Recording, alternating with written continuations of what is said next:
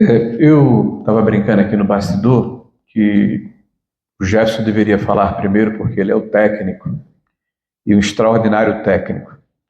Eu sou o político e o político ele não tem determinados compromissos com a área técnica, ele pode exorbitar um pouco mais ou fazer uma crítica mais contundente. Enfim, ele não está premido por determinadas circunstâncias.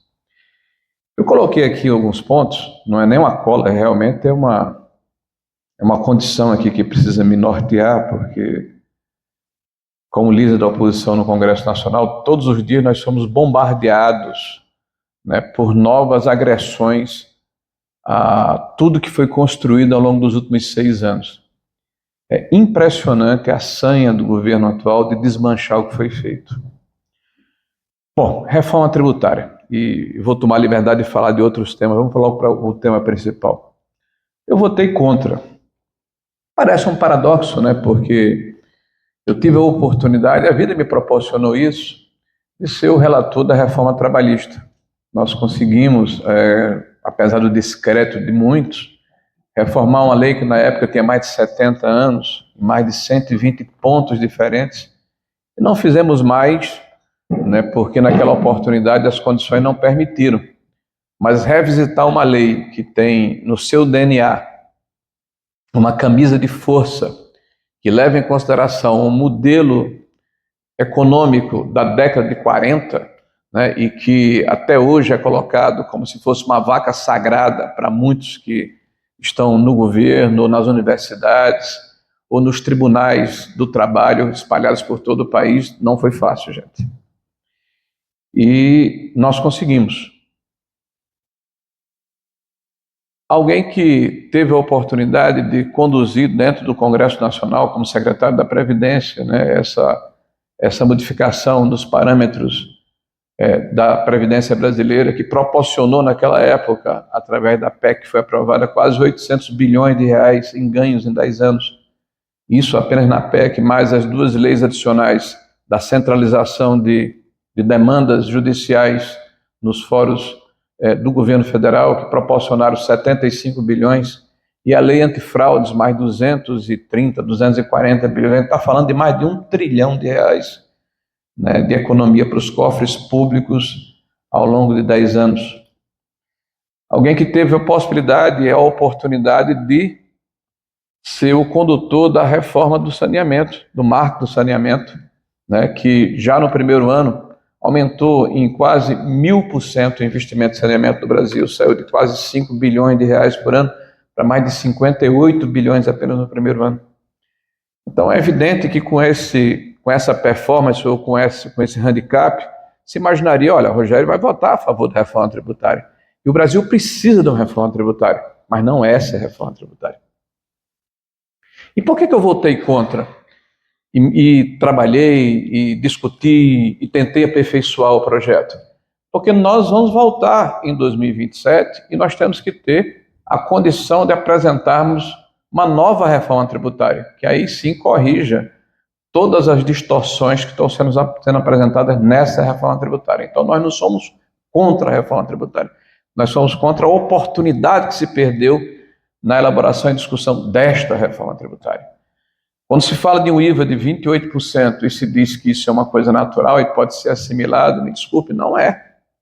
Nós vamos ser campeões mundiais de novo, no maior IVA do mundo. Então, o país que cobra o maior tributo do mundo. A gente sabe o que é que significa elisão fiscal, né? Isso significa sonegação, isso significa contrabando, isso significa informalidade.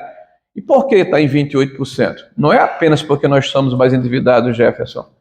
É porque nós temos mais de 500 bilhões de reais de subsídios. E o nosso governo tentou, e o Congresso não aprovou naquela oportunidade, diminuir isso de forma gradativa, fazendo uma espécie de desmame, né, ao longo do tempo. E este governo que aqui chegou não apenas desprezou isso, mas faz o discurso na contramão, como só no ano passado e no princípio desse ano, colocou mais 70 bilhões de reais de subsídios. Então, se a gente tinha 500, está com 570 bilhões de reais. E as discussões que ocorreram na reforma tributária com o governo cruzando os braços e não participando do processo de liderança da reforma tributária, porque quem conduziu a reforma tributária que o governo não queria fazer na Câmara foi o senhor Arthur Lira e o relator na Câmara Federal, não me lembro já, mas foram eles que conduziram o processo. Todas as alterações que ocorreram passaram ao largo das necessárias simulações que deveriam ter sido feitas pela Receita Federal. Então nós temos aí aproximadamente mais de 300 bilhões de reais de novas concessões para diversos setores da economia que conseguiram gritar mais alto, que fizeram valer o seu poder de lobby e de pressão. Então esses 500 bilhões vão se transformar facilmente em 750, 800 bilhões. Por isso que aqueles que não conseguiram gritar vão ter que pagar 29% a 28% de IVA, e isso vai impactar fortemente no conjunto da sociedade brasileira. Nós ainda temos no Senado mais de 1.600 emendas, que representam um acréscimo de mais de 30% sobre esse percentual que eu já coloquei aqui, tá? Nesse processo de regulamentação que ainda virá. Então, uma série de setores privilegiados que, infelizmente, tiveram vez, tiveram voto e tiveram a condição de fazer a pressão, porque o governo cruzou os braços e não participou como líder do processo de elaboração e de discussão no Congresso Nacional. Não tem trava, não tem teto para o crescimento do IVA, só tem referência. Então não há um input, não há penalização. Se espera que o governo, em determinado momento, diga, olha, vamos adaptar a 26,5%. Lembra aquela piada? Quem vai botar o guizo no pescoço do gato? Qual vai ser o setor que vai ser prejudicado, vai perder o seu privilégio para permitir que haja um equilíbrio fiscal em cima dos 26,5%, que se considera o ideal como nível de arrecadação, para prover a necessidade das três esferas da administração. O imposto seletivo. Existem distorções nessa reforma que saltam aos olhos. Nós temos o segundo maior condutor ou produtor de subsídios é a Zona Franca de Manaus, que é uma estratégia de desenvolvimento para permitir a sustentabilidade da floresta amazônica, que deveria durar X anos, que vem sendo perpetuado indefinidamente pela pressão dentro do Congresso Nacional. Pois muito bem, vocês sabiam que agora nós vamos ter mais 4 zonas francas, além de Manaus? Sabiam disso?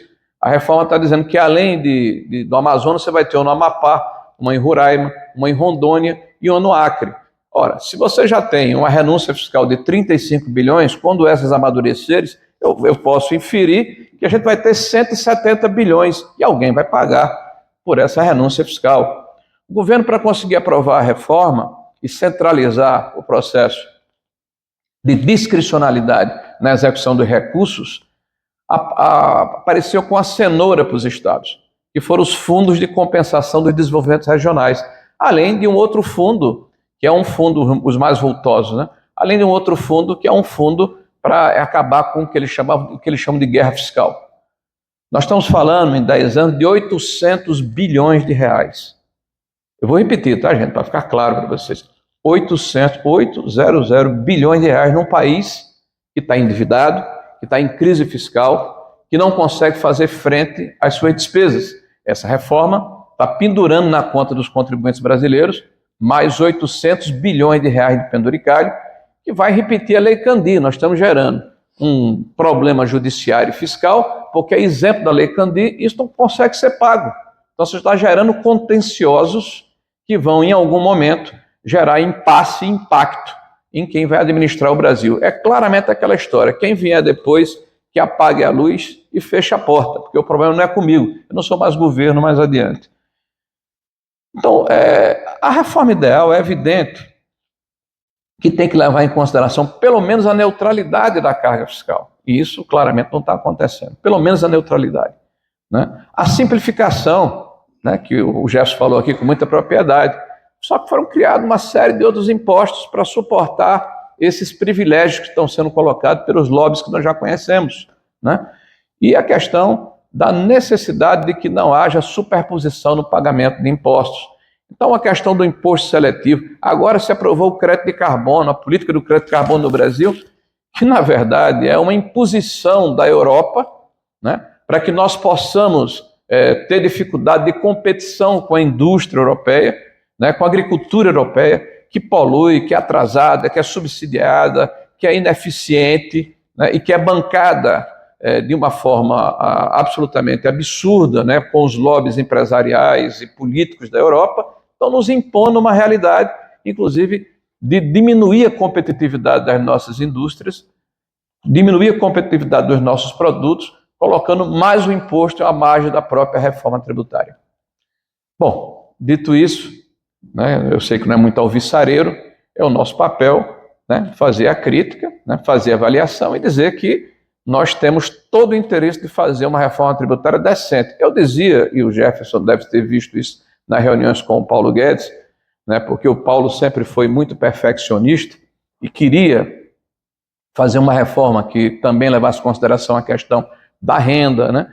A gente dizia, vamos fazer apenas a reforma do PIS/COFINS, né? Porque isso compete ao governo federal, é mais fácil ser feito, e fazer talvez um processo aí de aglutinação das normas regulamentadoras que a própria Receita Federal impõe ao país, porque a Receita tem, me parece, mais de 200 mil, né, portarias, regulamentações, instruções normativas que estão em vigor e que são colocadas pela interpretação que a Receita faz de cada legislação tributária no sentido de conseguir melhorar a arrecadação. Tá? Então, se você... Eu vou dizer uma coisa ousada, já vai cair para trás aqui na cadeira, mas se você simplesmente acabar com a condição normativa da Receita Federal, impedir que ela legisle, e reduzir essas 200 mil instruções normativas infralegais, tá, ao longo dos 4 anos, para 2 ou 3 mil, você já fez uma grande reforma, resolvendo também um PIS/COFINS. Tá? Eu não estou dizendo com isso que a gente não deve resolver ou ir para a questão do IVA, mas ir de uma forma diferente e não com essa avidez que nós assistimos dos lobbies corporativos que fizeram valer, infelizmente, o seu peso político, graças à omissão criminosa desse governo. Bom, eu quero falar aqui uma coisa, falei um pouquinho de reforma tributária, não foi? Ainda tenho 8 minutos aqui. Eu queria falar sobre a questão fiscal. Tá? Vocês assistiram ontem, ou foi ontem, o anúncio do ministro Haddad sobre o tão esperado corte de gastos. Como sempre, como não podia ser diferente, ele faz também um anúncio paralelo, dizendo que vai isentar as pessoas que ganham até 5 mil reais, que isso iria impactar em 2026. Primeiro, por que fala isso agora? Né? Se é 26, ele vai discutir em 25, nós estamos em 24, o que nós estamos aguardando é justamente que o governo passe a ter o mínimo de responsabilidade na questão do equilíbrio dos gastos públicos, porque nós estamos sendo, como sociedade, impactados por essa política errática, populista, né, desastrada que o governo tem implementado no país. Então, a falta de tempestividade desse anúncio e a falta de consistência desse anúncio. Né?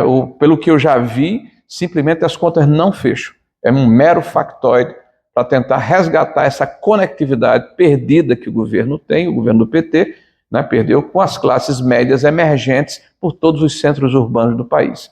Basta ver as pesquisas de opinião que são publicizadas. Então, esse governo, no afã de restabelecer essa conectividade, está brincando, né, com a sociedade brasileira e, sobretudo, com a nossa economia. Né? Está impregnado no DNA desse governo que ele é incapaz de enfrentar o problema.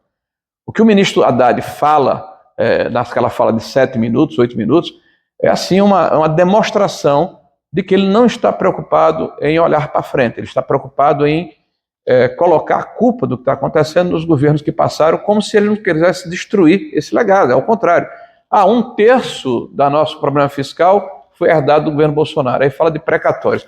Me permitam falar um pouquinho de precatórios aqui. Essa conta é a conta mais cretina que é feita por este governo.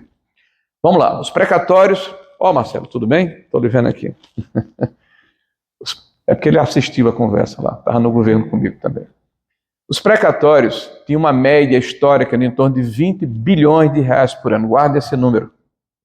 Quando Bolsonaro entra no governo, os tribunais superiores, que não são muito agradáveis com Bolsonaro, resolveram tirar da gaveta, né, todos aqueles processos que estavam dormindo há 20, 15, 30 anos e deram celeridade à execução. Inclusive o Fundef, que é de 1999, ainda de Fernando Henrique Cardoso. Então, quando se acusa, olha, a crise dos precatórios foi gerada por Bolsonaro, nenhum desses precatórios, ou sei lá, talvez 5% desses precatórios foram gerados no governo do presidente Bolsonaro. Porque precatório é uma dívida dos governos, não é deste ou daquele governo. Tá? É uma dívida do governo que, ao longo do tempo, é judicializada, se transforma no título executivo e é pago dentro da previsão orçamentária do ano subsequente. No governo do Bolsonaro, em 20, isso vai para 60 bilhões, aumenta em 3 vezes, pressionando o discricionário, porque no nosso governo nós respeitamos o teto dos gastos. Né? Então você tinha que colocar os 60 bilhões, que eram 20 historicamente, né, dentro da realidade do orçamento. E no ano de 22, isso passou para 90 bilhões. De 20 para 60 para 90. Olha a boa vontade que os tribunais superiores tiveram com o nosso governo. Né? Trabalharam muito para viabilizar financeira e administrativamente o governo do presidente Bolsonaro. O presidente Bolsonaro não tinha boa vontade dos tribunais, ao contrário de agora, que os precatórios estão tendo que passa de 60 bilhões, o beneplácito não está na regra fiscal, estão pagando tudo fora da regra fiscal. Né? Os 30 bilhões, os 40, tudo que passar, eles pagam fora da regra fiscal. No nosso tempo, não. Tem que botar dentro do orçamento. E aí passou-se um projeto de emenda à Constituição dizendo o seguinte, olha, 60 bilhões de orçamento. O que passou de 60 bilhões vai ser diferido ao longo do tempo, 5 anos aproximadamente. Se, nesse meio tempo, alguém quiser receber, é possível, desde que haja um prorrato, uma negociação de até 40%. Ou se transforma em moeda. Você pode trocar isso por tributos, que você está devendo, ou você pode utilizar para fazer, para bidar concessões ou privatizações. E veja, o nosso governo privatizou e deu concessões a quase R$1 trilhão. A média de 250 bilhões de reais por ano, ou seja, é claro que havia um mercado para isso. Então isso iria ser diluído ao longo do tempo. O governo entrou e disse, não quero nada disso, eu quero pagar à vista. Olha, está sobrando dinheiro, né? Eu quero pagar à vista e não quero nenhuma condição de transformar isso em moeda. Então, por uma ação normativa da AGU, se sobrestou uma aplicação constitucional, mas no Brasil vale tudo. Uma portaria da AGU disse que não pode aplicar a Constituição. Né? Mas os tribunais superiores olharam para aquilo e não. Como é o governo de Lula, pode. Uma portaria pode passar por cima da Constituição. Né? E eles transformaram essa ação em à vista e pagaram 90 bilhões de reais. O que é que o ministro da Fazenda tem dito por aí? 90 bilhões de herdeiro de Bolsonaro. Ah, ministro Andrade, por favor. Ainda bem que ele disse que não conhecia a economia, vou por aí, né? Já que ele não conhece a economia.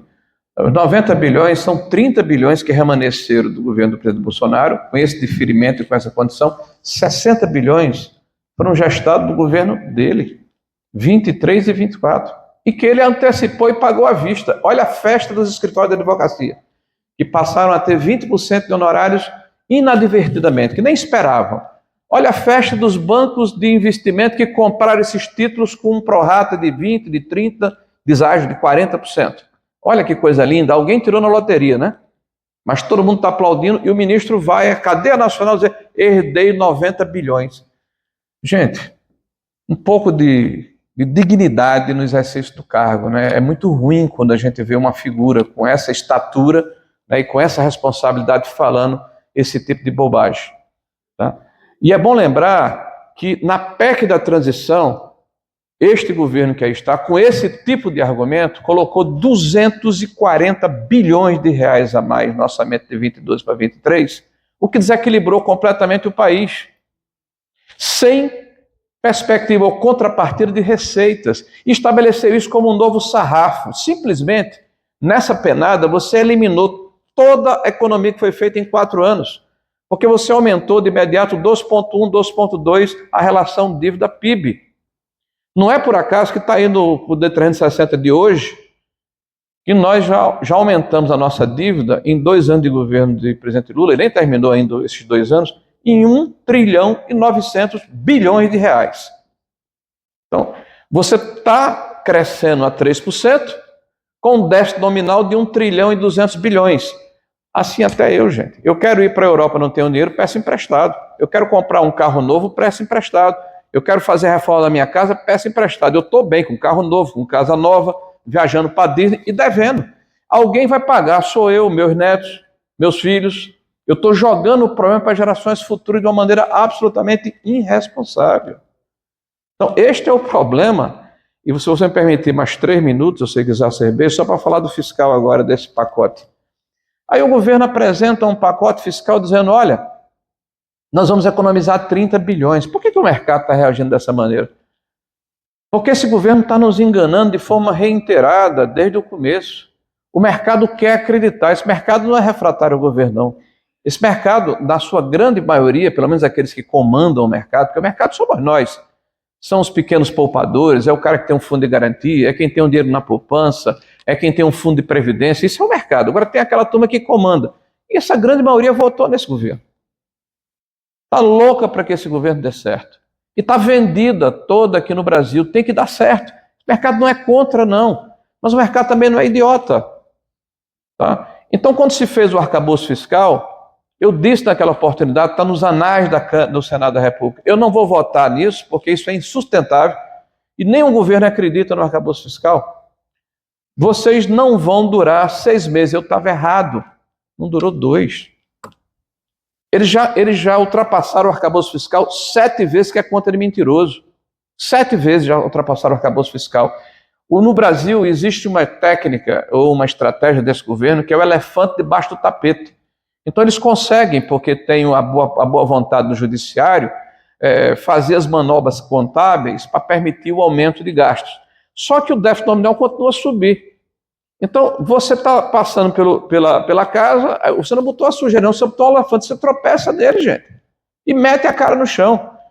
Então nós vamos terminar esses 4 anos do governo do cidadão aí, com uma relação dívida-PIB acima de 14% do que foi recebido no governo do presidente Bolsonaro. E o presidente Bolsonaro é o primeiro governo nos últimos 20 a 30 anos que entrega uma dívida menor do que ele recebeu. E mesmo assim o ministro da Fazenda tem a coragem de dizer que recebeu uma herança maldita. Então, para a narrativa, a gente só tem uma maneira de se comportar, com verdade. Hoje, isso aqui é o Instituto, isso aqui é o Fórum da Liberdade. Nós estamos vendo a discussão dentro do Supremo Tribunal Federal sobre a inconstitucionalidade do artigo 19 do Marco Civil da Internet. Você sabe o que significa o artigo 19? Que você só pode retirar conteúdo com a decisão judicial. Por que inconstitucional? Por quê? Me expliquem qual é a tese que pode ser levantada para dizer que é inconstitucional ter uma decisão judicial para se retirar um conteúdo.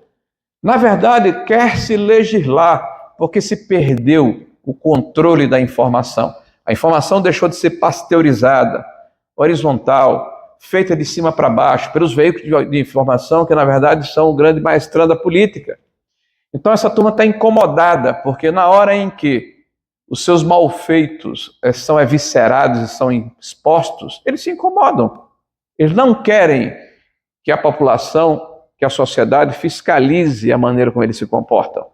Tá? E tudo isso está entrelaçado. Né? Isso não é uma questão isolada. Eu estou falando porque está entrelaçado. Né? Se você quer passar uma mensagem para alguém, você precisa saber que você pode ser contraditado, pode ser questionado, faz parte do processo democrático. Aí sim, do Estado de Direito, não do Estado Democrático de Direito, né, que rima com Alemanha Oriental, né, com República da Coreia, tudo tem um democrático no meio, né? O Estado de Direito, o império da lei.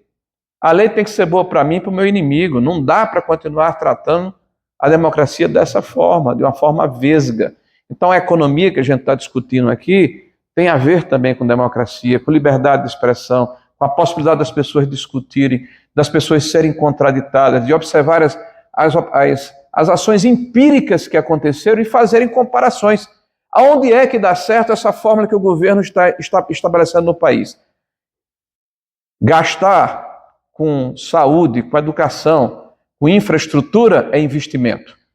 E por ser investimento, gera renda, oportunidade e riqueza, que por sua vez gera a receita necessária para pagar esse investimento. Isso não funciona, gente. Me desculpem, é muito bonito, mas não funciona. Isso, na verdade, gera desarranjo institucional. Isso gera instabilidade econômica. Isso gera um processo de desregramento e desajuste da nossa economia. E eu vou dizer aqui o que eu disse ontem para terminar, né, a um podcast que eu participei e veio na minha cabeça, que eu tinha visto em algum lugar, lá com o Cláudio Humberto. Ele começou a me questionar sobre a economia, porque o Haddad tinha dito isso, aquilo. Eu disse, olha, eu me lembrei agora e vou colocar essa expressão para vocês para concluir aqui. Discutir economia com um petista é jogar xadrez com pombos. Tá? Ele chega, o tabuleiro está todo arrumado, ele desarruma as peças, faz uma caca em cima do tabuleiro, tá? Sai com o peito estufado e diz, ganhei o jogo. Obrigado, gente.